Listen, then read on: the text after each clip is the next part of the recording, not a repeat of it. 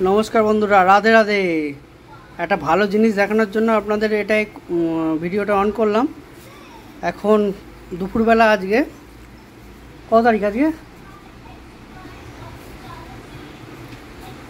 হবে একটা কিছু, আজকে যত সম্ভব 17 তারিখ। দুপুরবেলা পুজো দেওয়ার সময় তো পিয়া একটা দেখলো বেলপাতার সঙ্গে বেল এসছে। এটা খুবই ভালো একটা জিনিস চোখে পড়লো, তাই আপনাদের দেখানোর জন্য ভিডিওটা করলাম। ভগবানের পুজো চলছে, দেখ তুই কর না, অসুবিধা নেই। পুজো চলতে এখানে আমাদের লোকনাথ বাবা আছে, মা আছে, গণেশ ঠাকুর আছে, আর একটা মা আছে, জগন্নাথ, বলরাম, সুভদ্রা, আমাদের রাধাকৃষ্ণ, সমস্ত দেবদেবী আছে। ছোটোবেলা থেকে যেহেতু এরা সবাই আছে সঙ্গে, তা এখনও আছে, থাকবে ভবিষ্যতে।